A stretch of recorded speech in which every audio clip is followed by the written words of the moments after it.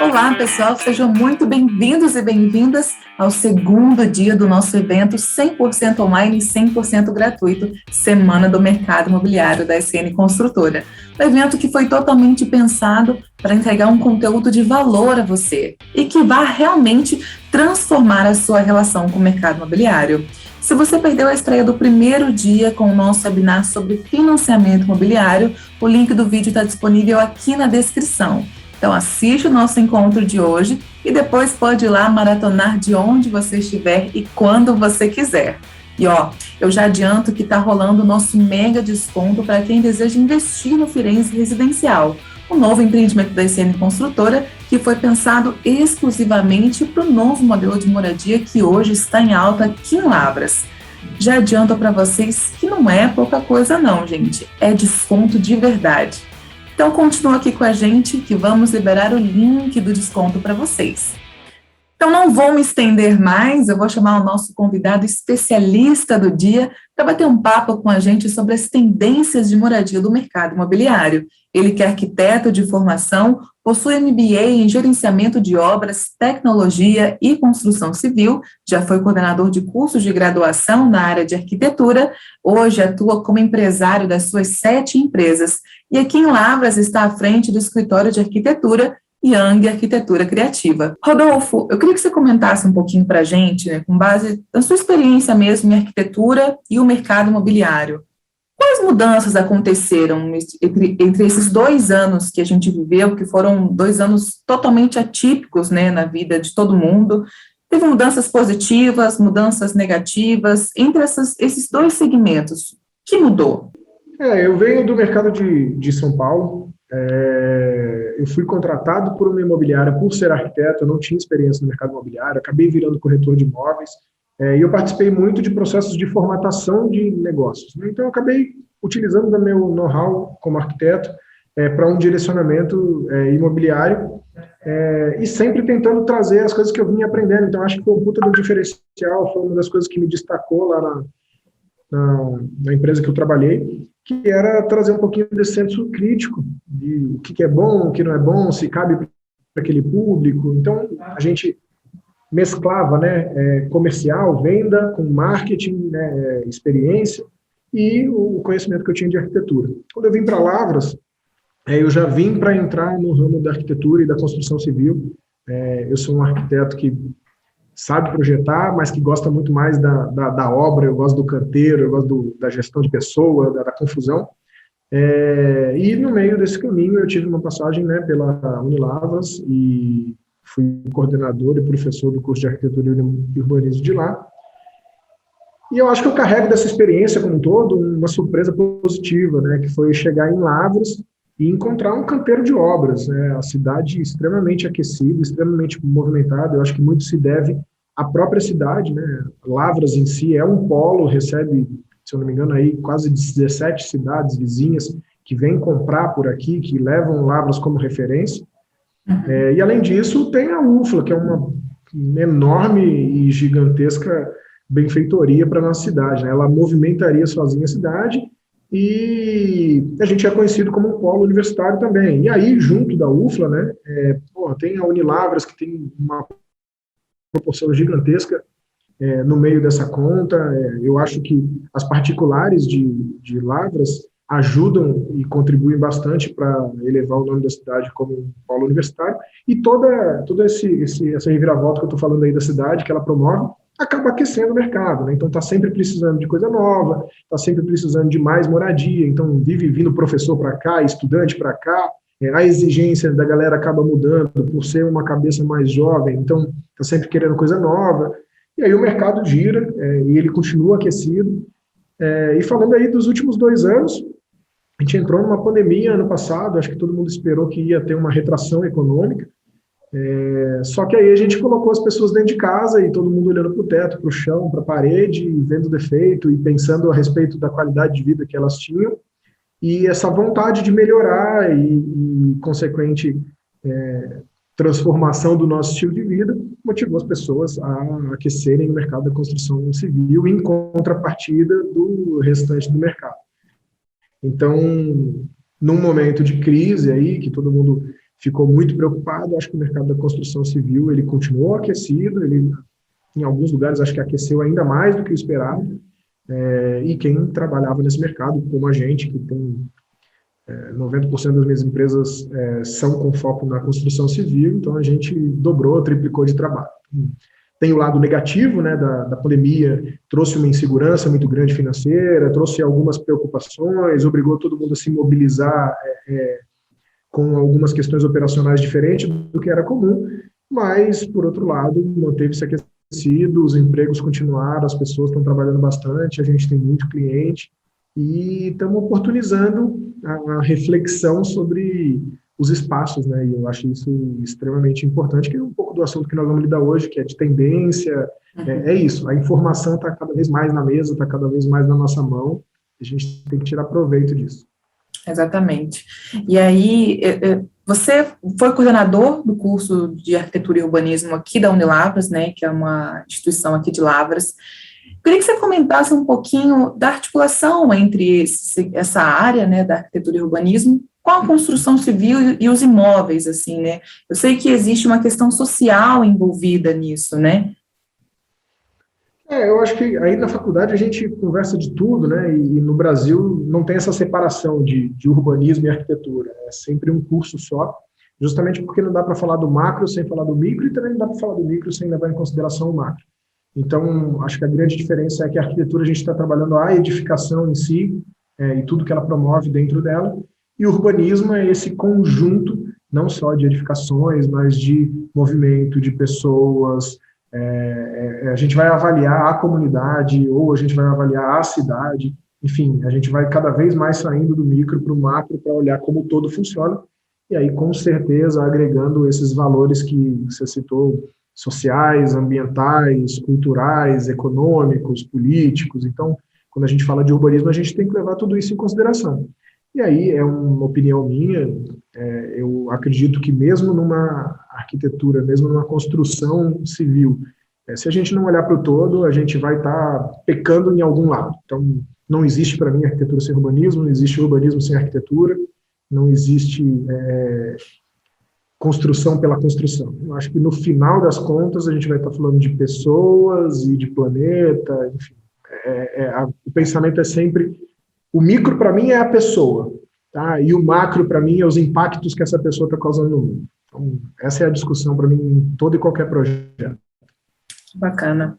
Quando a gente pensa em necessidades, né, a gente identifica que existem alguns fatores que precisam ser levados em consideração para que um consumidor, um morador, um investidor faça a aquisição de um imóvel, né? Queria que você falasse um pouquinho, desse uma dica, uma sugestão para as pessoas que estão em busca de um imóvel, o que levar em consideração, né? Como encontrar essa necessidade?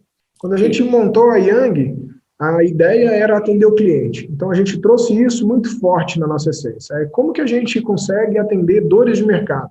Então, a gente tentou analisar pessoas que a gente conhecia, parentes que já tinham construído, quais foram as maiores dores que essas pessoas passaram e como que a gente conseguiria suprir. E aí, a gente acabou montando, inegavelmente, uma tríade, né? Então, eu acho que a tríade que a gente montou conceitual aqui no escritório, ela responde a sua pergunta, que seria, por um lado, a gente trabalha a arquitetura. Então, a nossa essência é a arquitetura e tudo que está incluso nela, a gente vai ter que levar em consideração na hora de construir.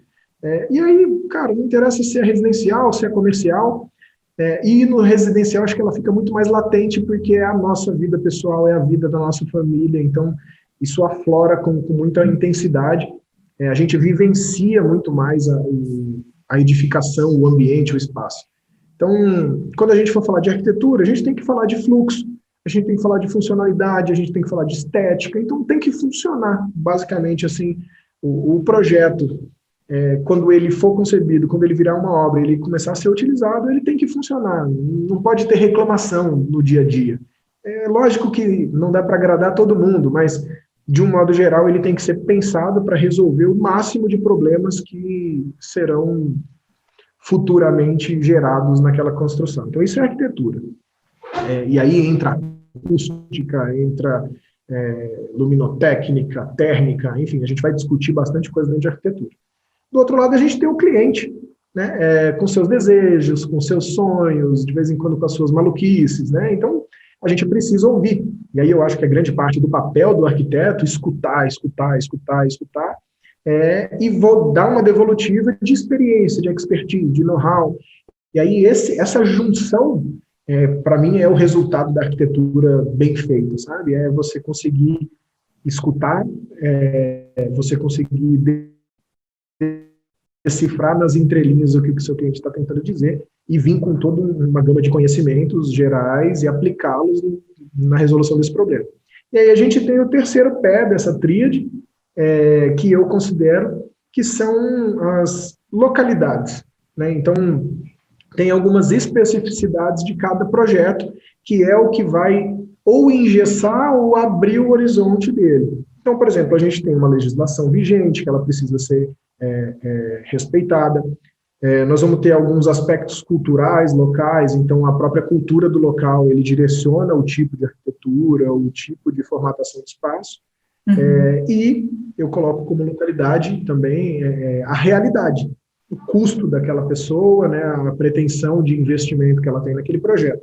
E aí, na hora que a gente junta esses três grandes conceitos aí, não tem como errar. Na verdade, tem, né? Mas a gente minimiza muito o erro, analisando todas as frentes que são responsáveis pelo resultado final do projeto. Perfeito. A gente, assim, pode parecer que imóvel é tudo igual, né, Rodolfo? Mas a gente sabe que não é, né? Cada imóvel tem a sua forma de construir, de criar um projeto arquitetônico, com as necessidades dos consumidores. Eu queria que você comentasse um pouquinho sobre as tipologias, sobre os métodos construtivos para montar um projeto, para construir um imóvel. Aqui em Lavras a gente presencia, em sua grande maioria, aqui, construções tradicionais. Até porque eu acho que, como uma cidade menor, a gente enfrenta o grande problema das cidades pequenas do nosso país, que é a mão de obra especializada, que é as questões, nós vamos falar de tecnologia e inovação, que não são aplicadas com tanta velocidade, então demora de chegar. Então, sempre vão estar presenciando um tradicionalismo evidente. Então, a gente trabalha hoje, em sua grande maioria, com construções de concreto armado, que levam um X tempo, que a gente está acostumado a ver, de duração, e algumas metodologias, às vezes, até ultrapassadas, mas eu não critico muito isso, sabia? Eu acho que como eu tenho um respeito muito grande pela localidade, eu acho que também tem a parte da pessoa que trabalha aqui, da gente potencializar o morador da região, a cultura do sul de Minas, mas eu acho que a gente consegue até ver muita coisa diferente aqui em Lavras, sabe? A gente vê construção de todo tipo. Eu tenho visto bastante gente evoluindo em relação à utilização de materiais. Drywall tem aparecido cada vez mais nos projetos. As pessoas estão utilizando estruturas diversificadas. Então, antigamente a gente via muito o concreto armado, né, com forma e etc. Tem gente já aderindo a bloco estruturado, a estruturas metálicas, enfim. Eu acho que a arquitetura ela não tem limite e tem que botar na ponta do lápis para ver se é viável, se não é viável, se condiz com a estética proposta, com as soluções de problema de arquitetura que aquela edificação, aquele projeto impõe. Né? Mas não... Assim, nós vamos ver de tudo, e eu acho que quanto mais coisa diferente a gente vê, melhor. Eu gosto da diversidade, eu gosto da diversificação, e eu acho que cada edificação é importante ela ter a identidade dela. Né? Eu não aprecio a repetição, que eu acho que não existem dois projetos iguais. Assim como não existem duas pessoas iguais, eu acho que quando você vai agradar aquela pessoa ou fazer um projeto para ela, pensando nela, vai acabar sendo diferente do vizinho ou de uma pessoa que, por mais parecida que ela seja, vai ter alguma coisa diferente, né? Vai destoar alguma coisa. Então, eu aprecio a diversidade da construção civil, a diversidade da arquitetura. Acho que é isso. Se tivesse que escolher um método construtivo ideal, você acha que existe esse método construtivo ideal ou não? O método construtivo ideal é o seu método construtivo. Então, assim, se você quer uma obra mais rápida, a gente vai ter que procurar um método construtivo que te entregue isso. Se você quer uma construção que dê uma menor probabilidade de manutenção, a gente vai ter que procurar um método construtivo que se aplique a isso. Então, acho que o método construtivo, ele deveria ser mais uma variável da resolução do problema que a gente chama projeto. Eu gosto muito de uma palavra chamada design, na verdade, não posso nem pegar o crédito desse gosto, eu aprendi no Unilavras, fala-se muito em design por lá, e design não é fazer ficar bonito, sabe? Design, ao pé da letra aí, é resolver problema com criatividade. Eu acho que isso é sensacional, eu acho que isso devia ser aplicado em todas as profissões, por todas as pessoas, e eu acho que o arquiteto é um designer de espaço, certo? Então a gente precisa resolver aquele espaço com muita criatividade dentro de todos os problemas que ele carrega nas costas dele. Rodolfo, a gente sabe que durante esses 2 anos para cá, muita coisa mudou, como a gente tem observado, na rotina das pessoas, as pessoas têm ficado mais em casa, como você mesmo comentou, o olhar para a casa mudou, o olhar do lar, né, mudou. Quais características para quem está buscando comprar um imóvel, seja para alugar, vender ou para morar, quais características o imóvel tem que ter? Acho que a gente acabou de falar de que a inovação e a tecnologia, ela demora um pouquinho de chegar na cidade pequena, né, na cidade interior, e eu acho que a gente não pode permitir que isso aconteça. Acho que a gente presencia via internet, seja lá o que for, mas a informação hoje está tão próxima da gente que nós não podemos nos permitir não prestar atenção no que os grandes centros vêm nos proporcionando. E eu acho que o que cabe num grande centro, cabe numa cidade menor devido às proporções apenas. Então, acho que a pandemia ensinou, não só o brasileiro, mas o mundo inteiro, a dar valor em alguns espaços que antes não eram prioritários. Antes a gente falava muito de residência, a gente falava de um espaço comum, uma área íntima e de um espaço gourmet, os projetos eram praticamente reduzidos a isso. E hoje a gente recebe uma gama enorme de clientes que chegam aqui já falando do quintal. Antes de falar do quarto, antes de falar da sala, da cozinha, já está falando de espaço, de área livre. Então, eu acho que cabem as grandes incorporadoras, as construtoras, eu acho que a SN, que está aí na linha de frente, se propondo a ser diferente, se propondo a inovar, eu acho que cabe a vocês prestarem atenção no que o público de Lavras ou da cidade, onde vocês vão implantar o próximo empreendimento, cabe prestar atenção, fazer uma pesquisa de mercado, entender qual que é a demanda que está incomodando essa galera e oferecer. Então, por exemplo, se a demanda por quintal é muito grande, como eu estou dando um exemplo aqui, né, mas se as pessoas estão precisando de área comum, porque diante de um período de restrição elas continuam tendo esse tipo de acesso, vamos parar de estuprar os terrenos, né? Eu uso esse linguajar agressivo, porque eu acho que é agressivo a gente pegar um terreno de 320 metros quadrados e colocar um prédio de 6 andares que encosta nas 2 divisas e que não dispõe de área social e que não dispõe de mais nada. Cara, você não está entregando um estilo de vida, você está entregando um empreendimento imobiliário que visa única e exclusivamente arrecadação, né? Ganhar dinheiro. Acho que a partir do momento onde você pensa no usuário e fala assim, cara, se é uma demanda desse público, quintal, área, por que não, né? Pegar um terreno maior, dispor de um gramado, colocar alguns equipamentos de lazer, de repente até envolver questões de cultura, um espaço de leitura no meio de um pomar, não sei, eu acho que tem muita coisa para ser explorada pelos arquitetos, pelos engenheiros que às vezes tomam frente desses projetos também. Eu acho que tem que pensar mesmo. Eu sou do marketing também, eu gosto da pesquisa de mercado, eu gosto de bater na porta da pessoa e perguntar, e aí, o que você gostaria que tivesse? Como que você acha que deveria ser? E aí a gente faz uma margenzinha aí de assertividade e agrada o máximo de público possível. Então eu acho que quem estiver pensando em áreas de lazer, espaços de contemplação, espaços de interação, acho que com certeza está sempre largando na frente. E aí, quando a gente for falar de condomínios, né, tentar não só verticalizar, trabalhar conceitos de condomínios horizontalizados, ou de agrupamentos de torres verticais para a gente poder, num budget, porque eu entendo o lado da incorporadora também, né, que precisa viabilizar o produto, mas de repente você cria um agrupamento vertical que permite que tenha uma área verde, que tem uma praça, enfim, eu acho que dá para quebrar a cabeça e promover uma arquitetura com mais qualidade de vida, né? E não só com o lado financeiro explodindo na cabeça de todo mundo. E aí o Rodolfo exemplificou o que a SN Construtora construiu, né, está construindo e vai construir, que é o Firenze Residencial, né? O que a gente percebeu foi que as pessoas, o público aqui de Lavras, estava carente de um imóvel, de uma residência que unisse conforto, espaço e bem-estar, né? Então, por isso que o nosso empreendimento busca levar isso para os nossos consumidores. Espaço coworking, se quiser trabalhar no ambiente de empresa, mas dentro do seu empreendimento, dentro do seu condomínio, espaço zen para fazer uma aula de yoga, academias privativas, apartamentos garden, né, que são os apartamentos com quintais. Então, é exatamente isso que a SN identificou no nosso público aqui de Lavras.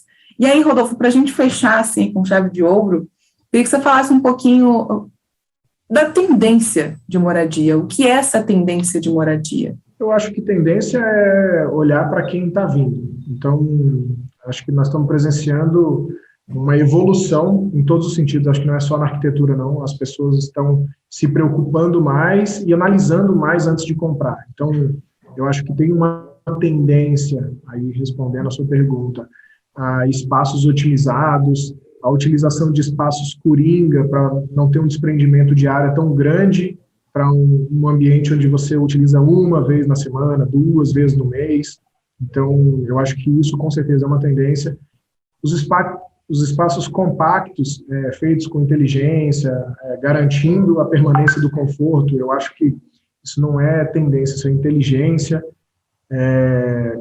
E eu acho que está vindo uma geração excelente. Acho que está vindo uma geração muito melhor do que a minha, muito melhor que a dos meus pais, muito melhor que a dos meus avós, que é uma galera com informação na mão desde pequenininha, que é uma galera que se preocupa mais, tem uma geração de valor para o todo. Eu acho que a grande diferença dessa galera de agora, e eu boto muita fé em quem está surgindo, em quem está crescendo, é porque a percepção de ambiente, de social, de cultural deles é muito forte, e quem não estiver acompanhando essa geração está ferrado. Para mim, tendência de arquitetura é olhar para frente, e aí o futuro está na mão de quem está vindo, e quem não fizer empreendimento voltado para quem pensa grande, para quem pensa no todo, realmente vai sair do mercado. Então é isso, Rodolfo, muito obrigada pela sua presença, por ter vindo conversar aqui com a gente, falar um pouquinho dessas tendências de moradia. Eu tenho certeza que a galera que está assistindo gostou demais. Obrigada, viu? Que bom, imagina. Obrigado você pelo convite, sempre que quiser. Acho que conversar é uma das coisas que a gente mais gosta por aqui, nós vamos estar sempre disponível e vamos ver quais são os próximos assuntos aí para a gente conversar. Obrigado novamente aí pelo convite e parabéns pela iniciativa. Acho que tem tudo para alimentar a nossa comunidade sempre com mais informação. Isso é sensacional. Parabéns aí pelo que vocês estão fazendo. Nós que agradecemos a sua presença aqui, Rodolfo. Eu tenho certeza que quem está aqui nos assistindo vai sair desse encontro com uma percepção totalmente diferente do que é as tendências de moradia e o que a gente precisa levar em consideração na hora de comprar um imóvel, não é mesmo? Então, eu espero você aqui amanhã para a gente conversar também sobre investimentos em imóveis, o que está por trás desse mundo do mercado imobiliário quando a gente fala de investir em imóveis, seja para alugar, para vender ou para morar. Vamos falar também sobre rentabilidade, se é ou não o momento de investir em imóveis, tudo isso com o Gustavo Rezende, o CEO aqui do Grupo SN. Então, se você ainda não fez sua inscrição, acesse o link aqui também e já faça a sua inscrição. Até lá!